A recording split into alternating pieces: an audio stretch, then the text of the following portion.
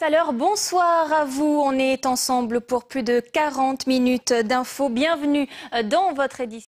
Enfin, vous ne le savez sans doute pas, mais une partie des tests utilisés pour détecter la grippe A sont fabriqués dans notre région, en Ariège précisément. On peut parler de tests high-tech validés par plusieurs autorités sanitaires dans le monde.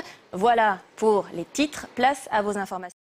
La grippe A, il existe toute une batterie de tests. Certains sont fabriqués en Ariège. Des tests high-tech, nous avons pu entrer aujourd'hui dans l'entreprise qui les fabrique. On parle de la grippe mexicaine dans la région. Plus de 1500 cas avérés dans le monde. Tous ont subi une batterie de tests, dont un fabriqué en Ariège. Il permet de révéler ou non la présence du virus de la grippe. Un test utilisé dans le dispositif sanitaire de plusieurs pays. Frédéric Fraisse et Pascal Dussol se sont aujourd'hui rendus dans l'entreprise qui le fabrique. Les dirigeants n'iront pas jusqu'à s'en frotter les mains, mais la grippe porcine a fait grimper leur chiffre d'affaires de 5%. En France, une quinzaine de laboratoires est habilitée à traiter les échantillons suspects. La plupart utilisent les tests fabriqués ici. La trousse que nous avons mis au point permet de différencier soit la grippe A, soit la grippe B.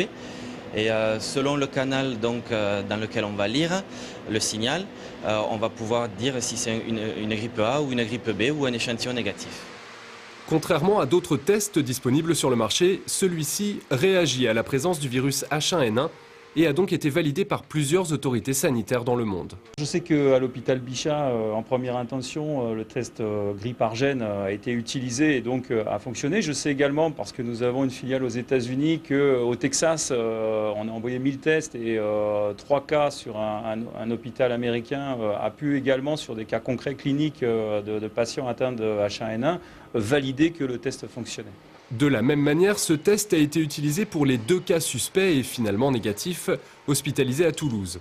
Forte de cette expérience, l'entreprise travaille à l'élaboration d'un test spécifique au H1N1. Il n'y a pas de test commercialisé, standardisé, produit aujourd'hui sur le marché qui permettent de détecter l'ensemble de ces virus. Et la prochaine étape, bien sûr, c'est de pouvoir différencier au niveau des gènes des hémagglutinines quel virus on a, donc le H1N1 ou un H5. Les dirigeants espèrent pouvoir commercialiser ce nouveau test d'ici l'hiver prochain, lorsque le virus pourrait intensifier sa propagation.